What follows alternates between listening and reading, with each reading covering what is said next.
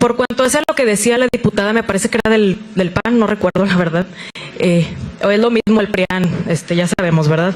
Pero ella mencionaba que revisaron los perfiles porque ella no se considera oposición a nadie. Yo la verdad, a lo mejor si ella no se considera oposición a nadie, yo sí me considero oposición a ella y a los ideales que representan esos diputados, sinceramente. Además que la oposición es deseable, o sea, en una democracia la oposición es ultra deseable, es ultra natural, humana, esperada, o sea, claro que todos debemos disentir y oponernos, ¿no? Entonces, bueno, si ella se considera que no es oposición a nadie, pues le invito a reflexionar muy bien sobre su calidad humana.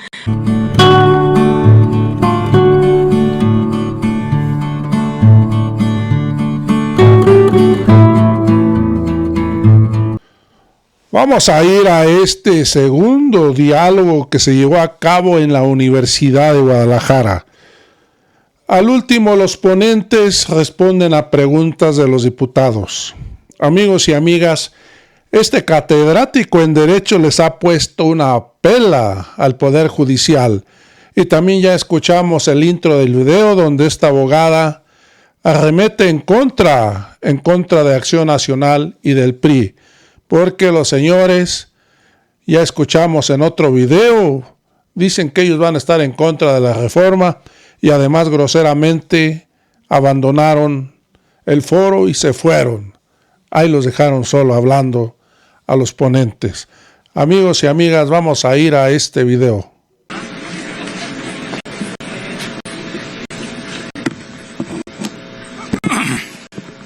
Me da mucha pena tener que haber llegado a estos extremos para lograr mi participación en este importante ejercicio democrático y poder decir lo que un ciudadano sin currículum majestuoso como los que acabo de escuchar piensa simple y sencillamente como abogado y como maestro desde hace 28 años en esta universidad que es mi alma mater en la Facultad de Derecho.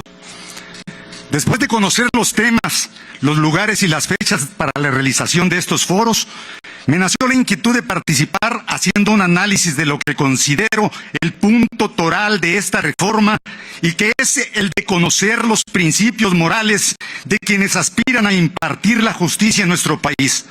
Es importante el cómo, pero creo que es más importante el quién y cómo estos piensan. ¿Y qué concepción tienen el derecho, instrumento con el que se demanda la justicia? Y es la filosofía que nos puede ayudar a resolver este tema, y que es el de la oposición que existe entre derecho positivo y el derecho natural, cuestión clave de toda la filosofía jurídica. Entonces, esta separación tangente entre el orden jurídico y las exigencias éticas de justicia es aceptada por un buen número de académicos en el ámbito jurídico y sobre todo por los impartidores de justicia, en quienes prevalece una interpretación positivista, alejada de principios éticos, pero muy acordes a su ideología política. De ahí que al llamarle el señor presidente de la República a la Corte, la Suprema Corte de Derecho, yo le agregaría del derecho positivo. El actual máximo tribunal judicial, ante conflictos donde están en juego beneficios de la nación y actuar buscando y aplicando lo que en justicia procede, actúa con criterios positivistas amparados en la validez de la norma, sin valorar el perjuicio que se le infringe al país, a beneficiar a particulares y empresas transnacionales con sus resoluciones injustas, pero fundamentadas, eso sí, en derecho. El derecho positivo no solo es creado por los legisladores, sino por los propios jueces. Al convertirse en jurisprudencia, sus resoluciones adquieren sustento para sus sentencias, y más que lo hacen con fundamentos legales y no priorizando los principios morales, como antes lo habíamos hecho. Pasemos a comentar rápidamente la postura y la otra teoría, que es la del justnaturalismo. La oposición de derecho positivo con derecho natural es la cuestión clave de toda la filosofía jurídica. Desde los filósofos griegos, Sócrates, Platón, Aristóteles, la filosofía y estoica, con su fundador Zenón de Sitio en Grecia, Marco Aurelio Cicerón en Roma, y la filosofía escolástica y cristiana, aportaron los elementos para construir la teoría del derecho natural. El derecho natural no es el mero sentimiento de la justicia, ni un código ideal de normas, sino el conjunto de criterios y principios racionales supremos y evidentes y universales que presiden y rigen la organización verdaderamente humana de la vida social, que asigna al derecho su selección con las exigencias ontológicas del hombre y establece las bases de la selección de las reglas e instituciones técnicas adecuadas para realizar esta finalidad en un medio social histórico. Para un naturalista, como hemos visto, una norma no es válida si no es justa. Para la doctrina opuesta, el positivismo, una norma es justa solo si es válida. Pongámoslo en contexto, ya voy a terminar. La ley que permite el aborto es aceptada por los positivistas pro aborto y por lo tanto es legal. Es legal, mientras que para los naturalistas, pro vida es una ley injusta, inaceptable, porque atenta contra la vida de un ser humano desde su concepción, gestación hasta su nacimiento. Pero regresando al tema, y para concluir, sostengo que la moral será el alimento de que se nutre de la atmósfera que se respira el derecho, que será moral o será verdad o no será verdaderamente derecho. No se puede entender un derecho sin moral, y un derecho sin moral no es un derecho justo, y la justicia es, como ya lo dije al principio, el fin y el objeto de este. ¿Queremos continuar con una Suprema Corte del Derecho o una Suprema Corte de Justicia?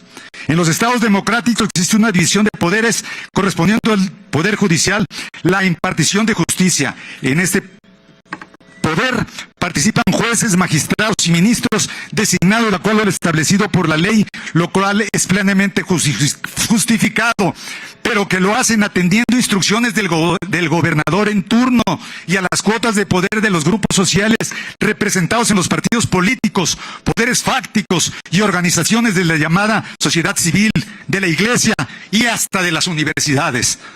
El que le quede el saco, que se lo ponga. Resulta pues que cuando estos cumplen con su encargo, lo hacen atendiendo a las instrucciones de quienes los nombraron.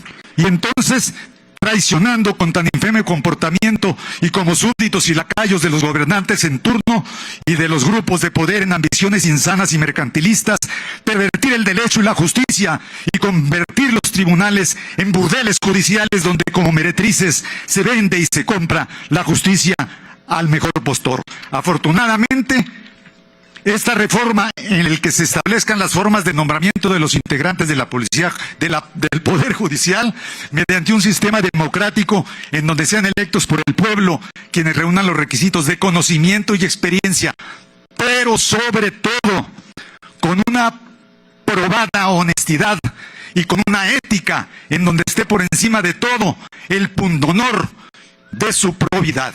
Por su atención, muchas gracias.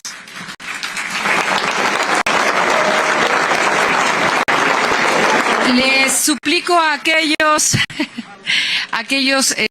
que recibieron las preguntas, si quieren pasar a responderlas, tienen máximo 3 minutos para las respuestas. Adelante, maestro. ¿Sí? Por favor. Si no, lo que voy a hacer es lo siguiente, les voy a dar el micrófono si quieren.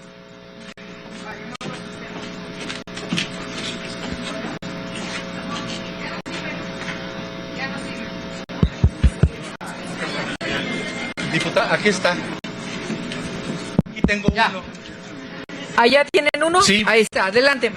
Bueno, sí, hubo varias preguntas muy interesantes. Una del diputado Leonel Godoy, en donde pregunta si este procedimiento por voto popular para elegir a ministros, magistrados y jueces va a eliminar o no el poder del presidente. Desde luego que sí, porque serán los 3 poderes de la Unión los que harán las propuestas, 10 propuestas cada uno de los poderes, es decir, el presidente de la República ya no tendrá el monopolio de la presentación de propuestas al Senado de la República, como hoy es el procedimiento, sino que serán los 3 poderes de la Unión los que plantearán las propuestas, que serán pues electas, escogidas por voluntad popular. El actual método, como sabemos, es una reforma a la reforma de 1928, del 17. En el 28 el monopolio del presidente era absoluto y con las mayorías que tenía el PRI en el Senado de la República, pues la propuesta del presidente era la que salía designada. A partir del año 94, por los pactos entre el PRI y el PAN, se modifica la Constitución para establecer el método que hoy tenemos vigente. Y hoy en día este método, desde mi punto de vista muy respetuoso, pues es un método que favorece el reparto de cuotas en el Senado de la República entre los dos partidos mayoritarios. Y en caso de que los dos partidos mayoritarios no se pongan de acuerdo, como ocurrió con el último nombramiento de la ministra Lenia Batres, pues es el presidente de la República. Desde luego, este es un método mejor. El método propuesto en la iniciativa es un método mejor al método que hoy en día tenemos. Y como me queda un minuto, brevemente, atendiendo lo que comentaba la diputada del Partido Acción Nacional, que no se encuentra presente, sobre las garantías judiciales.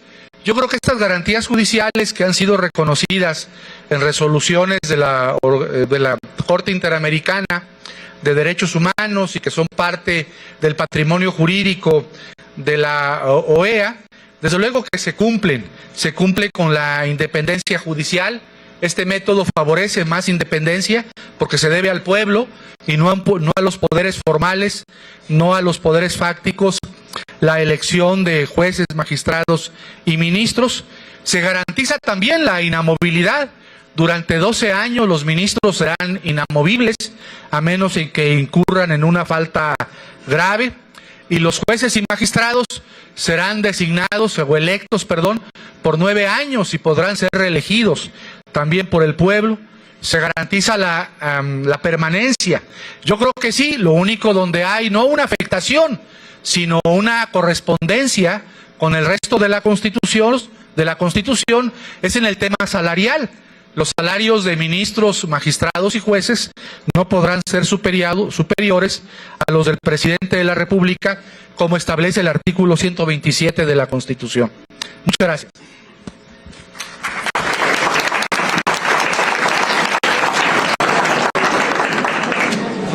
Bueno, ¿me escuchan? Agradezco la pregunta del diputado. ¿No se escucha? Sí. Bueno, Está bien. ya estoy aquí. Diputado Leonel Godoy, gracias por su pregunta. Quiero aclarar que mi respuesta es a título personal, no represento a ningún grupo de jueces o magistrados, mis compañeros del Poder Judicial de la Federación. Hemos escuchado últimamente la palabra del juez democrático. La iniciativa de ley tiene varias columnas fundamentales, la corrupción y una de ellas que requieren un juzgador más cercano a la gente. Pero me quiero robar, para poder responder, darle contexto, un tema. Se habla mucho de que los jueces y magistrados vamos a poder participar en estas novedosas elecciones, pero nadie dice cómo ni por qué, o de qué medio, de qué forma lo vamos a hacer. Por eso, y en respuesta del diputado, celebro la iniciativa del señor presidente y próxima presidenta electa y virtual electa, de que los tres poderes puedan participar en sus candidatos por cada una de las vacantes. No se trata de que ya estemos de acuerdo o no estemos de acuerdo con el tema de la elección popular de juzgadores. Yo tengo mi propia percepción sobre el tema, ya lo decía en mi inicial participación. Ya se trata de ver cómo participamos, cómo le hacemos ver a la sociedad que nosotros los jueces también somos producto del esfuerzo, porque también somos pueblo, también somos mexicanos, también venimos desde abajo, también somos producto de escuelas públicas. Entonces, participar en esta elección y diluir el monopolio del... Bueno, la pregunta se refirió a la Suprema Corte, pero bueno, yo no pertenezco a ese alto tribunal, por eso quise hacer el contexto nada más de jueces y magistrados, pero en torno exclusivo a la Suprema Corte. Diluir el poder también forma parte de la democracia mexicana, y dividirlo hacerlo por candidatos vía tripartita, pues me parece muy correcto por parte de la iniciativa de ley. Espero haber sido claro. Gracias.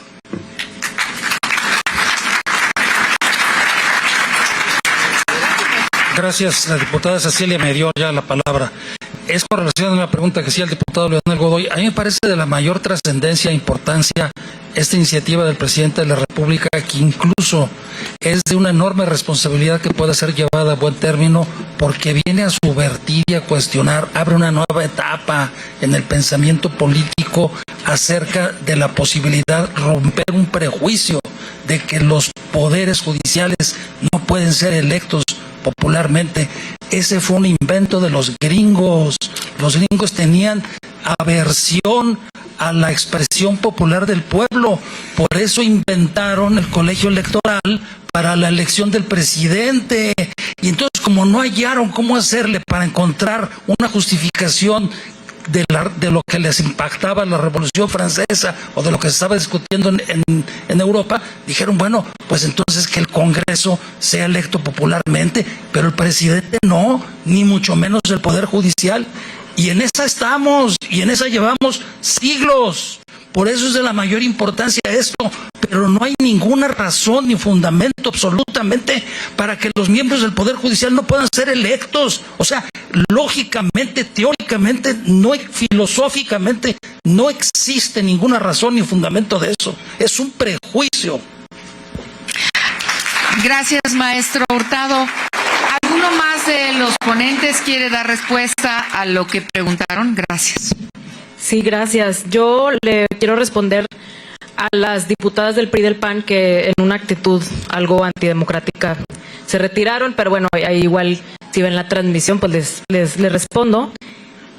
Sobre el tema de los derechos laborales de las sentencias de la Corte Interamericana de Derechos Humanos, yo les respondería con otra pregunta. O sea, más bien les diría, si actualmente, con el sistema que tenemos actualmente, se están respetando las recomendaciones, si nos vamos a tribunales internacionales, mecanismos especiales y a todo esto del soft law y también del derecho vinculante que nos proporciona el derecho internacional, pues entonces también le preguntaría si se están respetando actualmente las recomendaciones que nos ha hecho la Relatoría Especial de la Independencia de Magistrados y Jueces, porque actualmente no solamente no se cumple eso del tema de que el presidente de la Suprema Corte es presidente también del Consejo de la Judicatura, sino que esto se replica en todos los estados. O sea, no se está cumpliendo con eso, y esa visita oficial a México fue en 2010. Entonces, si nos ponemos como en un tema muy estricto en temas internacionales, eso por una parte. Por otra parte, también yo hablaría del tema o sea, compararía con el Tribunal Europeo de Derechos Humanos.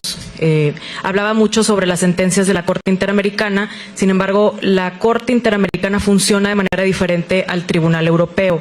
En este caso, creo que el Tribunal Europeo tiene un abordaje mucho más democrático y que privilegia los consensos frente a la Corte Interamericana de Derechos Humanos. Creo que es una discusión que se puede dar entre abogados, porque actualmente en la Corte Interamericana se están haciendo muchísimas vulneraciones, desde mi óptica, a la soberanía nacional. Ya nos están diciendo prácticamente cómo construir la Constitución, y lo sabemos que la Corte Interamericana de Derechos Humanos no es una cuarta instancia. Se deben de privilegiar los consensos, como lo hace el Tribunal Europeo de Derechos Humanos. Ellos privilegian que si en un tema hay consenso en los diferentes países que aportan dinero para pertenecer a la Comunidad Europea, entonces se les da un margen de apreciación mucho más amplio que cuando no hubiera consenso, ¿no? Entonces, eso también lo deberíamos de tener en cuenta, a lo mejor para una discusión mucho más técnica, ¿no? Por cuanto a lo que decía la diputada, me parece que era del PAN, no recuerdo la verdad, o es lo mismo el PRIAN, ya sabemos, ¿verdad? Pero ella mencionaba que revisaron los perfiles porque ella no se considera oposición a nadie. Yo la verdad, a lo mejor si ella no se considera oposición a nadie, yo sí me considero oposición a ella y a los ideales que representan esos diputados, sinceramente. Además que la oposición es deseable, o sea, en una democracia la oposición es ultra deseable, es ultra natural, humana, esperada, o sea, claro que todos debemos disentir y oponernos, ¿no? Entonces, bueno, si ella se considera que no es oposición a nadie, pues le invito a reflexionar muy bien sobre su calidad humana, porque pues no somos cebollas aquí, ¿verdad? Aunque unos digan que son ciudadanos y Movimiento Ciudadano y no sé, todos aquí hacemos política simple y sencillamente por el hecho de estar aquí. Y que no nos dé asco lo popular, y que no nos dé asco pedir el voto, y que no nos dé asco salir a las calles a democratizar lo que ya sucede. Gracias. Bueno, el pueblo nos eligió a nosotros, los legisladores, y ahora está exigiendo que tener la certeza jurídica.